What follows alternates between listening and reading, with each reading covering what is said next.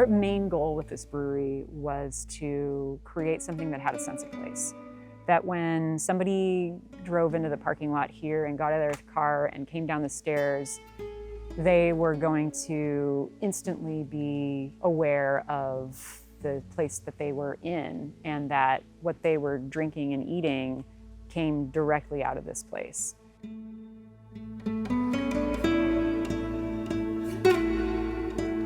I was an English major in college. I ended up in philosophy, and I had been working in publishing for a while in New York City. I ended up here about 15 years ago, and I think I was kind of ready for a life change. When I first moved here, there was virtually no craft beer anywhere. And I guess I'm kind of the kind of person that, just really likes to make things. So my first thought was, well, I guess I just have to make it.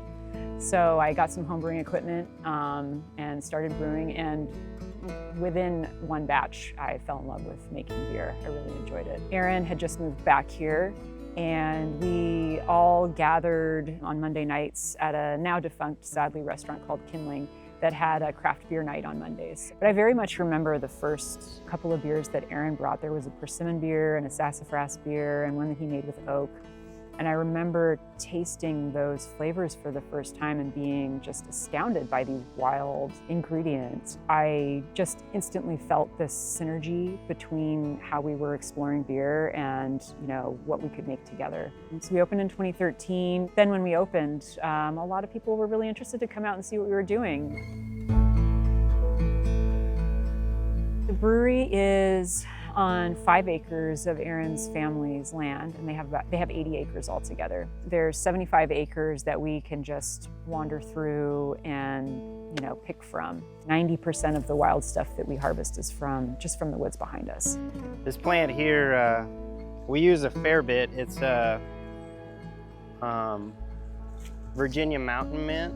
It's like kind of menthol-like. It's a really nice plant, but if we were making 250 gallons of beer, this would be enough. This here is the Shagbark Hickory, but there's a better one over here. We just take chunks like this, throw them in the oven, toast it, and the smell's really incredible. We do gather a lot of plants from the forest and forage initially, and then to make it easier on ourselves, and also just to have the ingredient readily available. We'll gather these plants. I dug these in the woods as small plants, and then I've been growing them for 8 or 10 years now here. So we got 200 pounds of elderberry this year, and we didn't have to gather them. Since the brewery is located in the forest, we garden on some of our friends' land. We grow corn, we grow a bunch of different kinds of tomatoes, a lot of basil to make pesto for the pizzas, some okra, potatoes, sweet potatoes. We have some burdock up here, marigolds. We use those in beer. There's another plant called roselle. We use this in beer and sodas, but roselle is a type of hibiscus. And typically, there's like a bud starting to form here. And in the south, warmer climates, that bud gets a lot bigger, but we'll use kind of the branch tips and then all the leaves, and you chop them up, and it gives you like a cranberry-like flavor.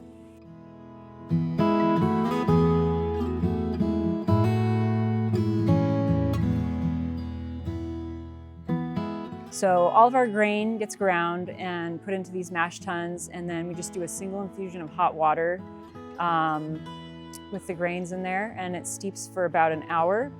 And then we run the sugary solution into our kettle to boil. We're one of maybe 2 breweries in the country that actually boils entirely over a wood fire. This has been our primary boil kettle for about 8 or so years. This together gets us about 7 to 8 barrels worth of beer at the end of the day. So we sell most of the beer that we make here on site, probably roughly 75%. The other 25% we keg and bottle and send out to other bars and restaurants around Illinois and the country. We make a very small amount of beer. We make roughly 250 barrels a year, which is very small. We knew when we opened this place that we wanted to build a hearth oven, and that in the hearth oven we would be baking bread and making pizzas. So there's a lot more mass in here than a typical pizza oven would have. Lots more insulation in here as well. So this oven loses about 50 degrees a day. We wanted to keep our menu very hyper-focused on local. We knew that with the pizzas, we were going to be sourcing stuff from our garden, from our farm, and from the woods behind us. It feels like a really rich kind of breadbasket, which Southern Illinois sort of historically has been, but in flyover country. I think that's awesome.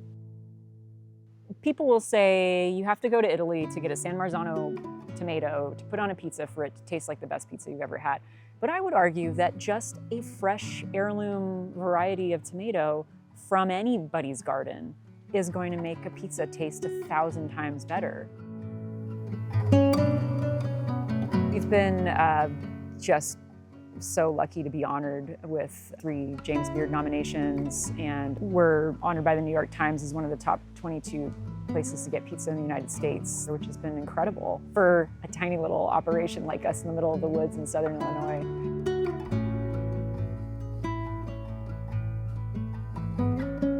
It's fun to give somebody who normally drinks Bud Light a sour beer that is brewed with a bunch of wild ingredients, and then they discover they actually really like that beer, and then they want to take it to where they live.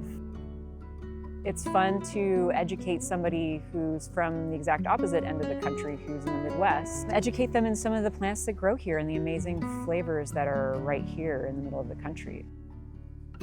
Aaron and I, we've just always been in absolute lockstep together on all of the decisions that we've made. We always wanted it to be just the right size for us to be able to come in and to brew the beer that we want to make, and always sort of keep it true to the original vision that we started with.